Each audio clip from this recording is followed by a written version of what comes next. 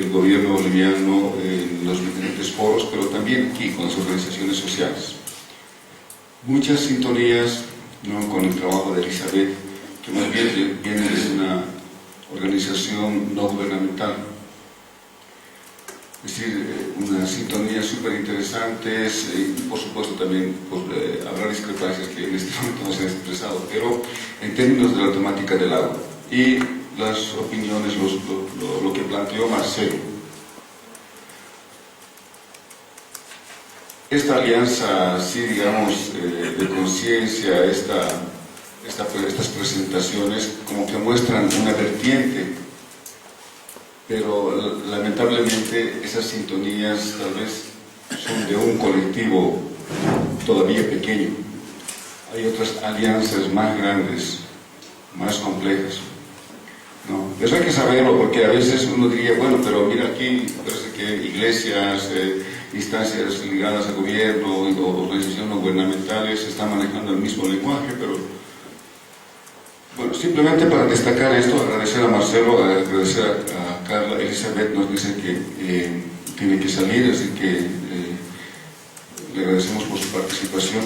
Si Paula dijo, Carla, se puede quedar un poquito más de tiempo. Lo que quisiera proponer es lo siguiente: que hagamos una especie de cuchicheo, ¿no? La metodología, tres personas, 2 personas, 4 personas ahí, unos 10 minutitos, simplemente para hacer lo siguiente: destacar, que cada uno comparta, destaco este aporte, o este vacío, o este desafío que no se ha mencionado, es importante.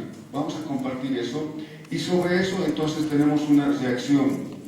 A Carla le voy a pedir que pueda hacer, ya le dije también, una interpelación al mundo de las iglesias, desde su visión, desde el proceso en el que ha participado, ¿no?, que haga una interpelación también, y que nosotros hagamos estas reflexiones que compartimos pequeño de manera crítica, ¿no? Porque no solamente las iglesias están haciendo todo un trabajo humanitario, todo un trabajo social comprometido, también hay iglesias y teologías que están haciendo todo lo contrario, ¿ya? Entonces es importante mirarlo con criticidad. Entonces, por favor, unos 10 a 15 minutos máximo para dialogar, destacar elementos claves de esta temática: agua y crisis del desarrollo, ¿no?, teniendo como tema, enfoque, marco central, la crisis del desarrollo, y como caso específico que hemos trabajado el tema del agua. Entonces, comenzamos ahora, y después Carla y Marcelo van a hacer el cierre con los aportes de ustedes. Muchas gracias, Elisa.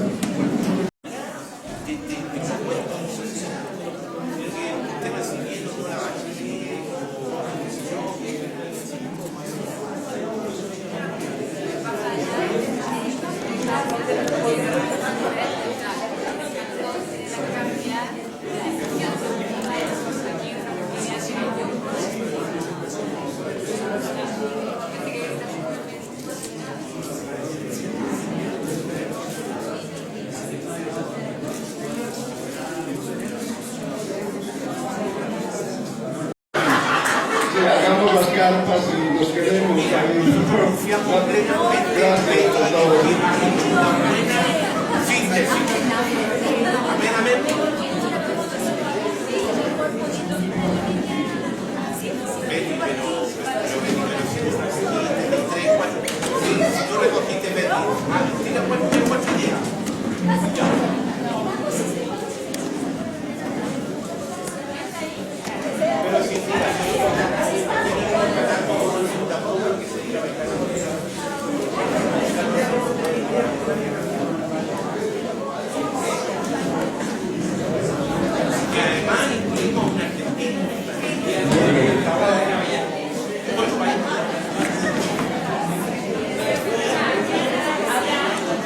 Juan, que vos animados.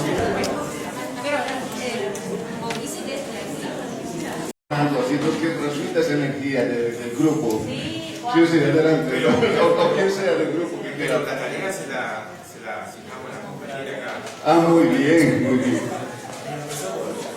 Muy bien. Voy a tratar de ordenar un poquito. Ya. Bueno, algunas de de todas las cosas que se conversaron, voy a tratar de solamente mencionar algunas. Primero, una frase que se colocó y que a varios nos llamó mucho la atención, que no se puede justificar la falta de ambición.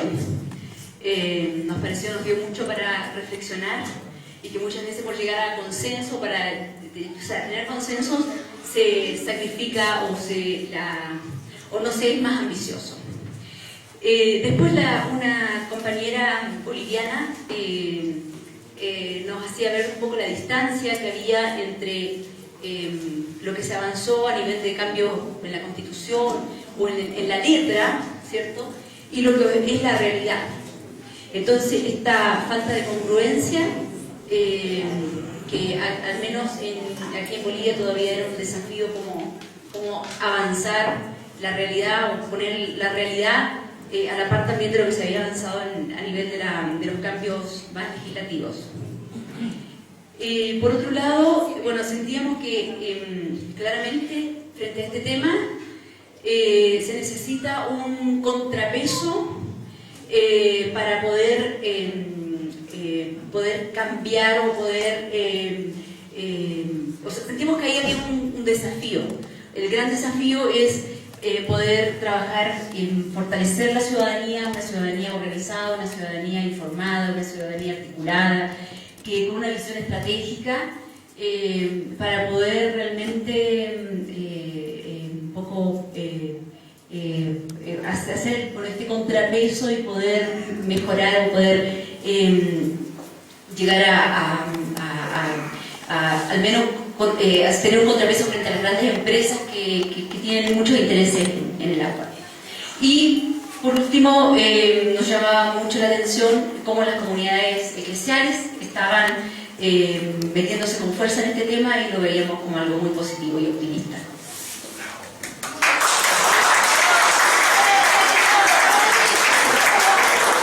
¿Alguien del grupo que quisiera dar algo? Muy bien, muchas gracias. Bien, entonces vamos a hacer por acá, vamos a seguir. Aquí hay un grupo también. ¿Sí? ¿Quién va a ser la portavoz o el portavoz? ¿Se está mirando ahí todo? ¿Se mira el tema?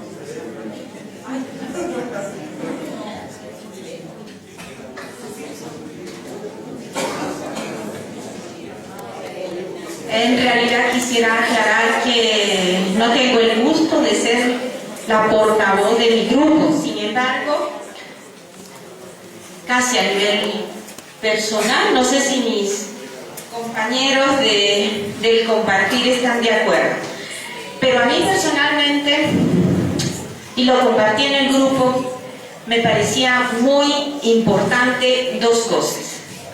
Uno primero es tratar de descubrir dónde se está discutiendo el tema.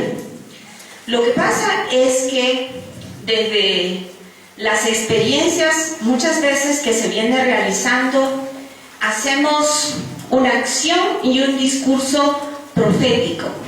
Y lo que pretendemos es que los demás se sumen a nuestro discurso y a nuestra acción. Y entonces he entendido, no sé, Marcelo, tú me puedes corregir, y estoy totalmente de acuerdo y convencida que es todo lo contrario. Nosotros debemos ir al espacio donde se está discutiendo, dialogando sobre el tema. Lo otro que me parece también muy importante, el tema de tomar partido. Yo creo que la neutralidad no ayuda, todo lo contrario. Tenemos que tomar posición frente a los problemas, frente a las propuestas, frente a los desafíos, en este caso sobre el tema del agua. Eso es lo que comparto.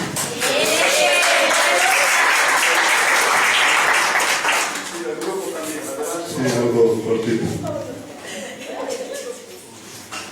Comentábamos también que era importante que las iglesias y el movimiento ecuménico vayan reconociendo esto de la reafirmación del derecho humano al agua. Es muy importante que lo vayamos reconociendo así como recuperar la experiencia de la lucha de los pueblos que eso nos hace ya un posicionamiento político. Eso es muy importante. Pero que vemos que hay un horizonte esperanzador en términos de declaraciones, conferencias, cumbres, constituciones políticas como la boliviana, pero que cuando intentan ser recorridos y caminados, hay mucha desesperanza, porque ese horizonte está truncado por intereses económicos. Ahí está grandes empresas, grandes mineras, está el capitalismo, está la élite política que está mezclada ahí. Entonces, en el caso boliviano, tenemos el derecho conquistado como horizonte, pero en la práctica es otra cosa. Se le hace concesión o privilegio a los mineros, pero sin embargo tienes derecho humano al agua. Comunidades que están contaminadas por la presencia de la minería. Entonces, sí, yo creo que está pasando mundialmente, hay un avance en el horizonte. Pero ¿cómo caminamos eso? Y creo que ese es el desafío. El diálogo ecuménico también con los gobiernos, ¿no?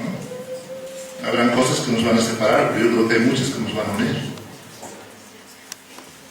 Muchas gracias. ¿Y algún grupo más? Muy bien. Un aplauso para ¿Hay un grupo pequeño por ahí? Sí, por favor. Bueno, yo quiero destacar como 4 cosas. La diferencia del Consejo Mundial de Iglesias, a diferencia de las corporaciones, estas transnacionales grandes económicas, tiene su identidad ética y puede aprovechar esta ética porque todavía las iglesias son creíbles en el contexto. Y lo otro que quería mencionar es que tenemos que sumar más personas a este movimiento de defensa de las fuentes de agua.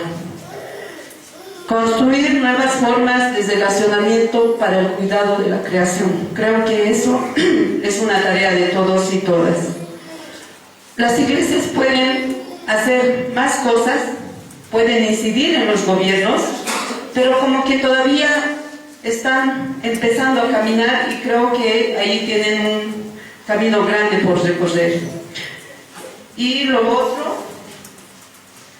que reconocer el derecho humano al agua no solamente pasa por el luchar por el acceso al agua, sino pasa por la lucha contra toda contaminación de las fuentes de agua. Creo que esas son nuestras reflexiones. Muchas gracias. Un aplauso.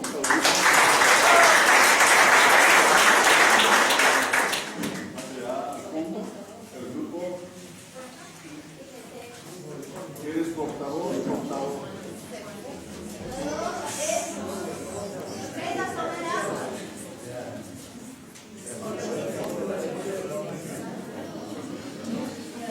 Bueno, no como portavoz, solo voy a recoger algunas de las impresiones de nuestra discusión.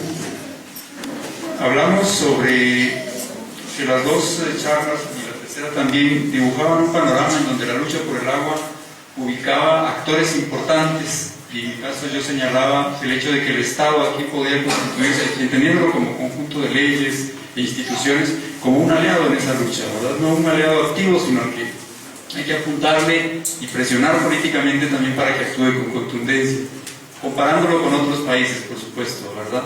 En donde el Estado es de entrada una de las instituciones a las que hay que enfrentar en defensas como el agua. Me refiero al caso de Guatemala y el avance de la minería, que ha estado sobre todo propiciada, defendida por el Estado, y que creo que es el caso de otros países.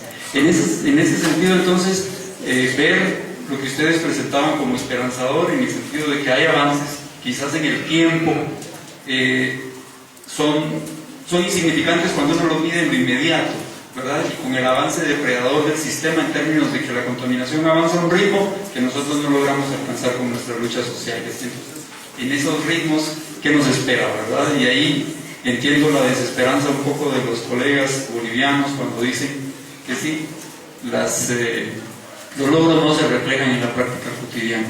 También, entre líneas, y eso no lo digo a título de la discusión del grupo, yo leía dos cosas que son importantes, y es el tema de la coherencia y la articulación. Coherencia en el sentido de que si participamos de una lucha debemos hacerlo desde el plano individual, desde el plano de las acciones concretas y cotidianas, que ahí es donde nosotros podemos operar. Coherencia en el sentido de, si nos sumamos a una lucha por el agua, ¿qué hago cotidianamente yo? ¿Qué hago en mi casa? ¿Qué hago en mi comunidad? ¿Qué hago en mi iglesia? Si es que participo en alguna. Coherencia en todo, ¿verdad? Para tener la posibilidad de tener ese discurso frente a las instituciones y demandar también legitimidad en sus acciones. Y segundo, integración, en el sentido de que, y el mensaje que me deja la última exposición es, el sector iglesia debe de integrarse, articularse a las luchas que ya existen y no inventar un nuevo espacio de lucha, porque eso solo nos dispersa y hace más débiles los esfuerzos que ya existen. Muchas gracias.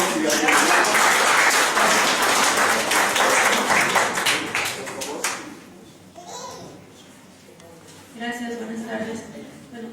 Bueno, primero, esta discusión de la crisis climática del agua nos está poniendo bien inquietos a todos, no estamos bien deprimidos. Y eso también se nota en nuestros niños, ¿no? Todos los contextos que están manejando, cómo se habla y todo. Estamos todos muy desilusionados, muy esperanzados, etcétera. Tenemos un clima bien feo. Entonces, hay que hacer algo, ¿no? Unirnos, articularnos es un primer paso, está muy bien, pero hay que actuar, me parece, también desde lo cotidiano, desde lo que hacemos todos los días desde que despertamos, ¿no? Desde la intimidad de la casa, etcétera, y hay que ponernos en acción muy fuerte, pensando principalmente en que ya es hora de romper este esquema que manejamos en todos nuestros discursos, en toda nuestra forma de proyectar nuestra vida individual y colectiva, que es el ser antropocentristas, ¿no? O sea, seguir pensando y seguir imaginando que el hombre está al centro del mundo y ni siquiera al centro, por encima, y es aprovechar, dominar todo lo que hace para nuestro servicio, ¿no es cierto? Entonces, el primer esquema que yo creo que tenemos que romper es ese, y ponernos a pensar que este planeta, que es nuestro hogar, aquí los seres humanos apenas somos una pequeña parte de todo el sistema de vida que hay, los seres vivos, estas interrelaciones, además interdependencias que hay son tan profundas, nosotros siempre las rompemos, por eso estamos en esta crisis. Entonces, romper ese esquema es lo primero, ¿no? Nuestra relación con el agua, ¿cuál es? ¿Qué son nuestros cuerpos? Nuestros cuerpos son ríos, y lo que más hacemos es contaminar el agua a través de nuestros propios cuerpos, lo que consumimos, lo que comemos. Tomar una gaseosa, por ejemplo, es altamente contaminante, no solo para nosotros, sino que el agua que sale de nuestros cuerpos ya contamina tierra, agua, etc. Y ese elemento no vuelve nunca más a ser agua, que no es lo mismo que tomar cualquier otro tipo de líquido, que vuelve a ser agua en algún momento de su ciclo natural. Las gaseosas, por ejemplo, rompen, porque ya se vuelve agua tóxica contaminada, ¿no es cierto? Y bueno, ese es solo un pequeño ejemplo de todo lo demás que consumimos y les enseñamos a consumir a nuestros hijos, ¿no? Entonces ese me parece un principio fundamental para iniciar con las acciones, nuestra relación íntima con el agua, ¿no? Y qué estamos haciendo, las toxinas, la industria, etcétera. Y a través de este punto de discusión, bueno, ir viendo todo lo que se ha discutido, por lo menos en teoría, que sí es valorable, sí es un avance, pero no tenemos que dejarlo en la teoría, que es recuperar saberes ancestrales, estas formas y maneras de manejo de la tierra, etcétera, ¿no? Muchas gracias.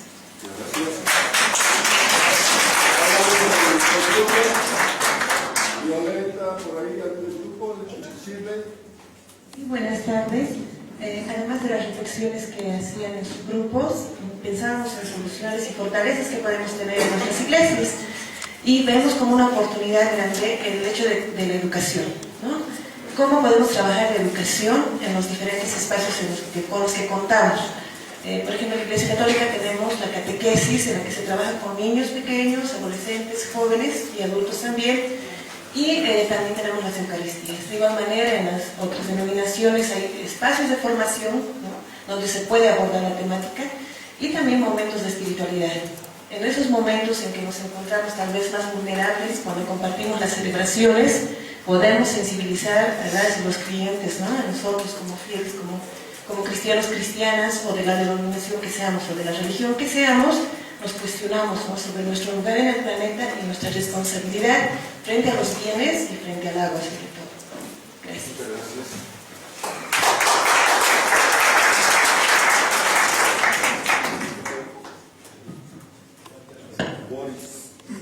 Bueno, buenas tardes a todos y todas. Más que yo no soy también portavoz, voy a hacer un comentario y voy a dar luego la palabra a uno de los compañeros para que pueda aumentar. Yo decía, de repente algo que he notado en la presentación es que el derecho humano o los derechos humanos se han presentado siempre desde una perspectiva muy occidental, y desde un tiempo a esta parte se ha ido cambiando y se ha hablado más de la especificidad de cada derecho, del derecho de los pueblos indígenas, me refiero, en este caso. Entonces, cuando hablamos del derecho al agua, hay que considerar que el derecho al agua a los pueblos indígenas, al menos para los pueblos quechuas en la zona de Cusco y Puno, no solo se habla del uso y el acceso, sino de la gestión del recurso. Y muchas veces la gestión de ese recurso hídrico, pues se apropia el Estado o la empresa. Entonces, y eso limita y a la vez privatiza ese derecho. Entonces, hay que entender, creo yo, el derecho al agua en ese sentido: uso, acceso y gestión del recurso hídrico. Otra cosa que he visto es que, y me llamó la atención mucho, es que junto a este derecho, el derecho al agua, y a lo que hemos podido ver en el tema de minería y todas las cosas que se han mencionado en las presentaciones, es que no se ha hablado del derecho a la consulta, y el derecho a la autodeterminación de los pueblos, y el derecho al consentimiento de los pueblos, ¿no? Otra cosa es que existe también ya experiencia a nivel internacional. La Corte Interamericana de Derechos Humanos es un espacio que ha venido desde el 2001 recibiendo casos sobre pueblos indígenas. El caso del pueblo Aguastigui contra Nicaragua, por ejemplo, en donde el Estado, la Corte Interamericana, reconoce ese vínculo estrecho que existe, ¿no?, entre los pueblos y la tierra. Entonces interpreta el derecho de propiedad de otra manera, ya no en el sentido occidental, sino en un sentido comunitario propio de cada pueblo. Y así habla en otros casos también, por ejemplo, cuando habla sobre recursos naturales, ¿cierto? Entonces ya hay una instancia que de alguna manera permite también sentenciar de forma favorable hacia los pueblos indígenas. Recientemente ha habido un caso, el caso Sarayaku contra Ecuador, en donde también la Corte ha fallado a favor de este pueblo Sarayaku quichua, ¿cierto? Entonces, estas experiencias, yo comentaba, es importante y necesario que nuestras organizaciones las conozcamos para poder fortalecer los espacios en donde venimos incidiendo, y de esa manera nuestros pueblos, al menos desde IDECA Emaús, nosotros trabajamos con comunidades, y muchos de ellos hay desconocimiento de esto, ¿no? Porque ¿cómo podemos exigir una participación si hay desconocimiento de la temática, ¿no? Y en ese sentido, no sé si alguno de los compañeros quiere decir algo más. Sí, buenas noches. Me parece, ¿no?, que lo que vimos en el grupo, entre otras cosas, de los aportes muy importantes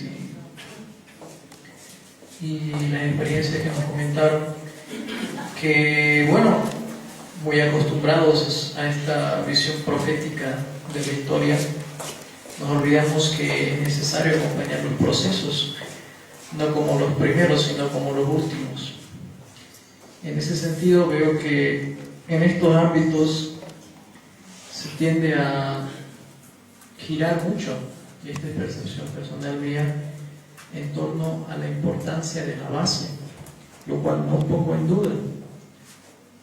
Por el contrario, en otros ámbitos más institucionales, más ligados al Estado, a lo internacional, se tiende a sobredimensionar la importancia de la institución en sí, descuidando o poniendo en desmedro la base, la participación ciudadana, si se quiere. Entonces, y por los comentarios que anteriormente hicieron, también creo que el reto está en saber articular, por un lado, la base con su institucionalidad. En ese sentido, lo contrario de la democracia no es el poder, sino el autoritarismo, y la institucionalidad con la base. Muchas gracias.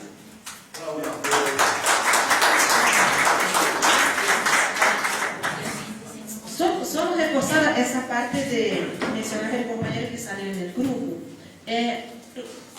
de la reflexión teológica mismo, porque de verdad, como decía Marcelo, venimos muchos de una teología de liberación donde nos tanto las iglesias más, una teología más tradicional como la teología de la liberación, destaca mucho el protagonismo y ir adelante haciendo cosas, el mesianismo, que nosotros somos los que levamos, nosotros somos los que transformamos. Entonces yo no sé, Marcelo, pero yo tengo la impresión que muchos de los procesos que se viven en América Latina, puede ser que hubo un momento de un despertar de muchos de estos grupos relacionados sí con el trabajo de las iglesias, pero que en ese momento realmente los procesos pasan por otro lado y la dificultad que tenemos en acompañar procesos, no sabemos hacer eso. La teología nuestra, o las teologías, porque son diferentes teologías latinoamericanas, siguen siendo una teología del protagonismo, del mesianismo, de los que van a liberar, de los que van a salvar. Entonces aquí yo creo que tenemos que construir otras reflexiones teológicas, a lo mejor ya hay, estoy segura que ya hay, pero como que socializarlas, darlas a conocer más, teologías donde nos animen a ser más humildes, más sensibles, descubrir dónde están esos procesos. Aquí comentábamos con el grupo, es como que decir, el reino de Dios está entre ustedes. Pónganse a la par de esos lugares, y aunque vengan con diferentes nombres, sin el rótulo de cristianos y cristianas, pero ponernos ahí y animar y acompañar esos procesos. Entonces yo creo que ese es un gran desafío para la reflexión teológica en América Latina. Gracias.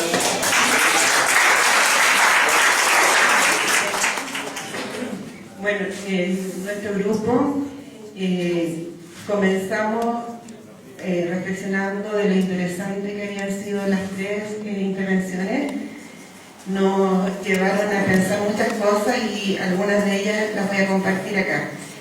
Primero, la pregunta, ¿por qué estos diagnósticos tan interesantes no están presentes en la planificación en nuestros pastorales? La pregunta también, ¿a quién escuchan las iglesias?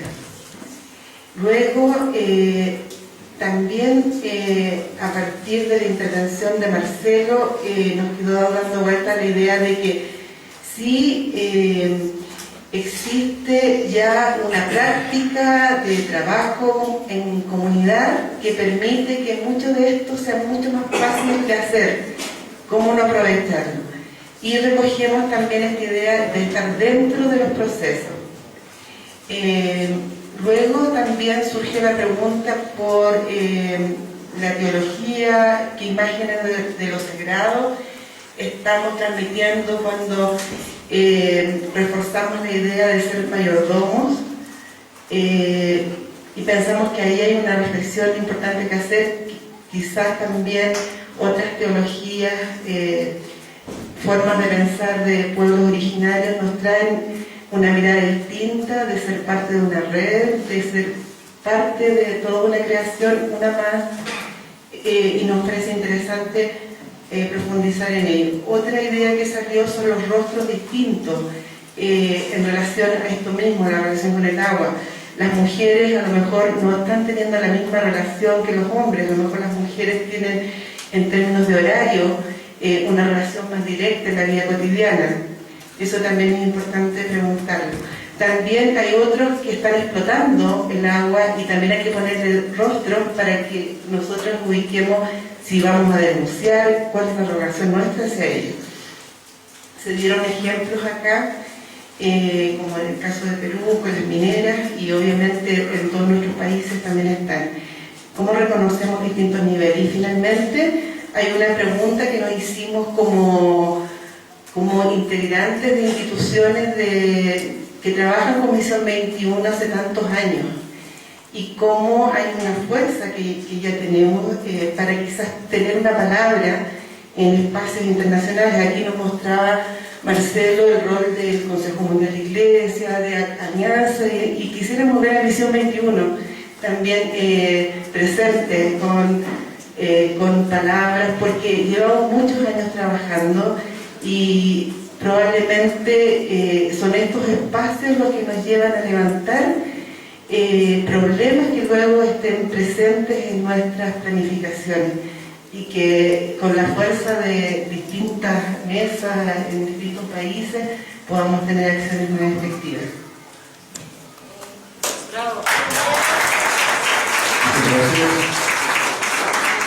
Bien, ya hay una diversidad de reflexiones, aportes, desafíos, cuestionamientos, que no los vamos a resolver ahora. Pero sí quisiera pedirle a Carla que pueda hacer, por lo menos ella, destacar algún elemento para terminar su participación acá, pero también, digamos, escuchar la voz de ella interpelando a las iglesias. Bueno, muchísimas gracias, Abraham. No sé si soy la persona correcta para interpelar a las iglesias. Es más, mi conocimiento de teología y de qué sé yo, de la práctica y del discurso de las iglesias es un poco alejado de mí. Yo me declaro como una agnóstica, ¿no? Entonces tengo muy poco contacto con la iglesia. Pero en todo caso es interesante el intercambio y haberlos escuchado a ustedes, es súper interesante. Y yo hay dos puntos que me gustaría rescatar. Hubo una compañera por allá, no me acuerdo, me parece que era de Bolivia, que habló del tema del antropocentrismo y de los saberes ancestrales, de la importancia de rescatar eso en nuestro afán de recuperar y de salvar el planeta y de cuidar el agua. Yo creo que ese es un elemento clave. Y es un elemento clave también, yo diría, yo lo voy a enfocar desde un punto de vista más antropológico porque es de donde yo vengo, ¿no?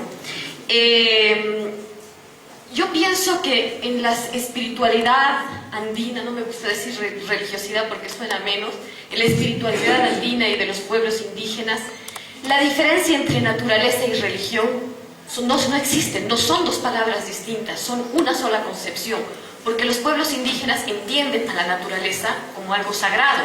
Es más, el origen de la religión, los principios de la religión, vienen de la relación con la naturaleza. Y lo que yo siempre le he criticado al cristianismo en general, a la historia del cristianismo, es que el cristianismo se ha relacionado de una manera abstracta con la naturaleza, ¿no? Se ha separado de la naturaleza y ha construido una relación abstracta con la naturaleza. La religión católica es abstracta y ha perdido totalmente el contacto y la vinculación con la naturaleza. Y si hay algo que nosotros tenemos que aprender para encontrar las respuestas, había un gráfico de un pueblo indígena, yo no sé, en algún texto de la universidad lo leí, de un ángel que volaba hacia adelante, no, que volaba con las alas hacia atrás. ¿Qué significa eso? Que a veces tenemos que avanzar hacia adelante recogiendo lo que está en el pasado, ¿no?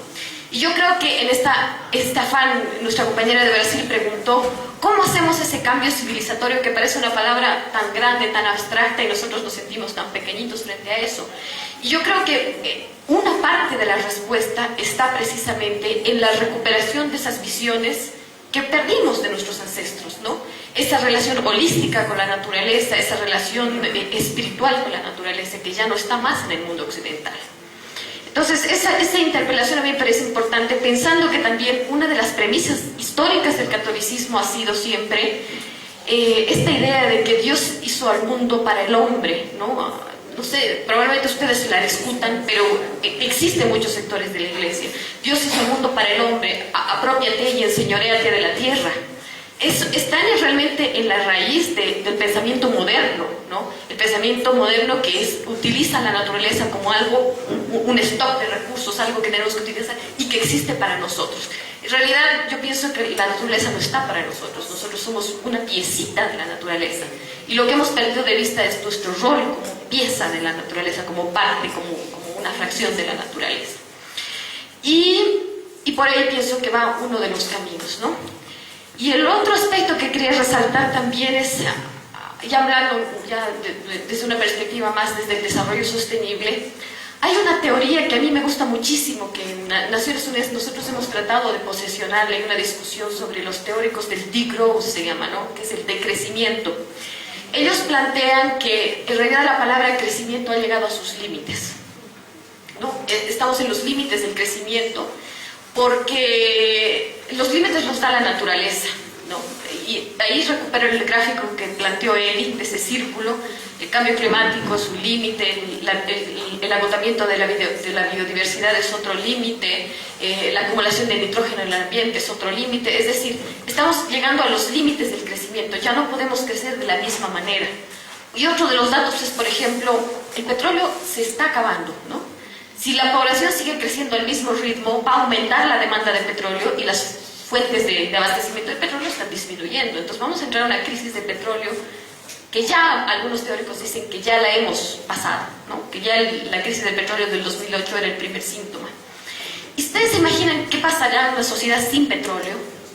Todo en este mundo que nosotros conocemos, en nuestro mundo material, el lapicero está hecho a base de petróleo, la comida, detrás de cada gramo de comida que nosotros comemos hay cantidad de petróleo invertido. Entonces, imagínense cómo puede seguir creciendo una sociedad sin petróleo. Entonces, quizás, y hay alternativas de comunidades, organizaciones en el mundo que están pensando en cómo crecer en una sociedad sin petróleo. Yo pienso que ese es otro de los caminos, ¿no? Cómo vivir con menos cosas, cómo alimentarnos de comidas locales, por ejemplo.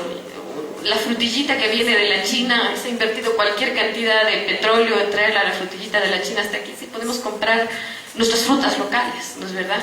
Probablemente la Organización del Comercio me mataría a mí por lo que estoy diciendo, pero yo creo que es por ahí por donde tenemos que ir. Fortalecer a las comunidades locales, la industria, la producción campesina y pequeña campesina de alimentos que consumen mucho menos agua, contaminan mucho menos la tierra que la gran industria, ¿no?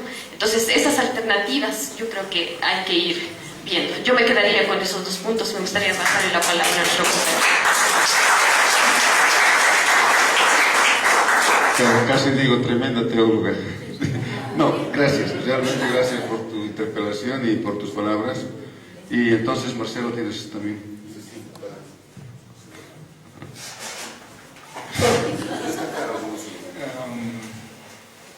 Al fin de todo este proceso de la Cumbre de los Pueblos nos recibió el secretario general de Naciones Unidas a la puerta de la casa, sin invitarnos a entrar. Y ahí entregamos el documento final, cosa que no lograron hacer muchos de nuestros lobistas durante toda la conferencia. O sea, llegar en este nivel de proceso y hacer este paso de entregar el documento también es importante. O sea, los canales de comunicaciones con Naciones Unidas siempre estuvieron abiertos, aunque tienen una visión muy desactualizada de los movimientos sociales, hay que decirlo. Ainda lo miran como románticos que tienen que hacer su rol de contestar sus agendas, pero la cosa está mucho más avanzada. Hay conclusiones que llegan de la sociedad civil que son tan valoradas cuanto los científicos que trabajan en medios diplomáticos. Y la respuesta, la razón de esto es que hay gente, humanos, trabajando de los dos lados. Y en verdad, lo que buscamos es que no haga más dos lados, sino que haga un planeta solo, ¿no? Yo creo que una de las conclusiones más importantes que tengo que compartir después de escuchar las notas es sí que si nos demos cuenta del protagonismo que podemos jugar en todos los procesos. Y miren que uno puede salir de acá hoy teniendo la impresión que, bueno, un foro en el instituto en Bolivia, sí, escuché una cosa interesante, pero fíjense que el párrafo que yo he presentado acá del documento final del Río +20 fue escrito por Carla. Negociado, perdón. Y eso lo descubrimos acá. Después que yo me presenté, mira, eso lo negocié, fue mi lucha eso ahí, en nombre de Bolivia, de este pueblo. O sea, de alguna forma, ese es un pequeño señal de que todos esos procesos de reflexión, sea de arriba, ¿no? Porque siempre pensamos que los gobiernos hablan de arriba y nosotros de abajo, o de un lado o de otro, se van a encontrar un día, sea acá, después de una presentación, o sea en otras partes de nuestro trabajo cotidiano. O sea, la experiencia de cada comunidad, de cada grupo, es tan valiosa cuanto un ciclo de debates de liderazgo mundial. Muchas gracias, Marcelo.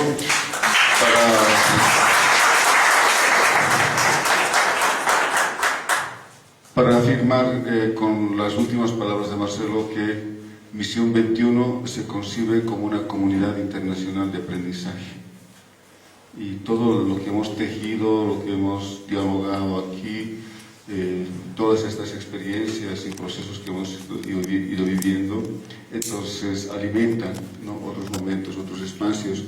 Y en ese sentido, seguramente Claudia, que después estará visitando y también compartiendo con comunidades de África y Asia, llevará la voz de este colectivo, los procesos bolivianos, los procesos latinoamericanos.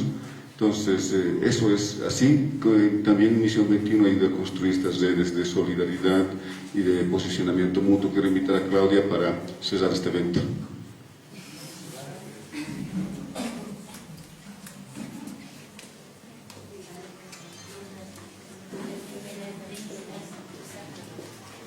Bueno, solamente a sugerencia, Claudia Van Dixen es la directora de Misión 21.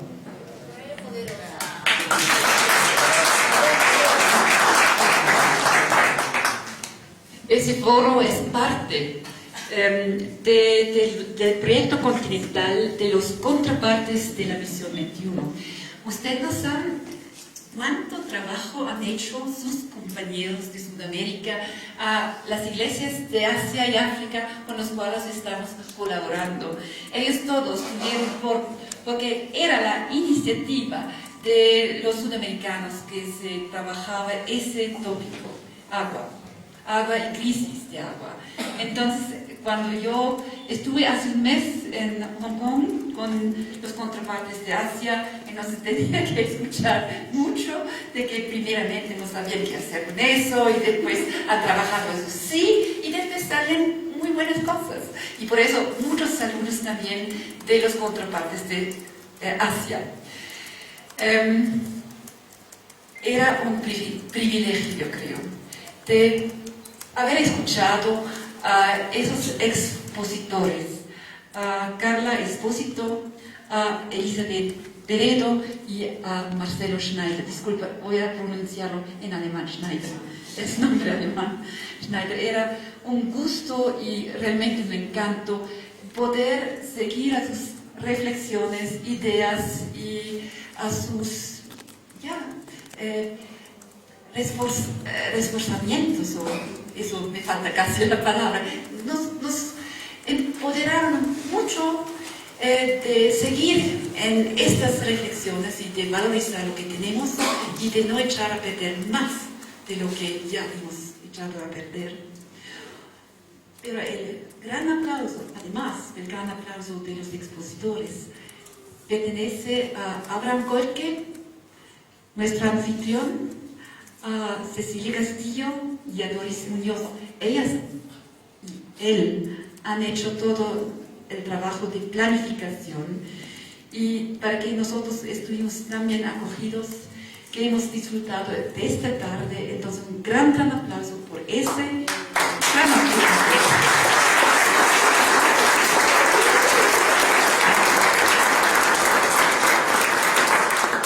Entonces les deseo una muy buena tarde y muchas buenas experiencias además. Muchas gracias. Bien, Elizabeth trajo materiales y hay materiales a un boliviano, experiencias sobre el agua.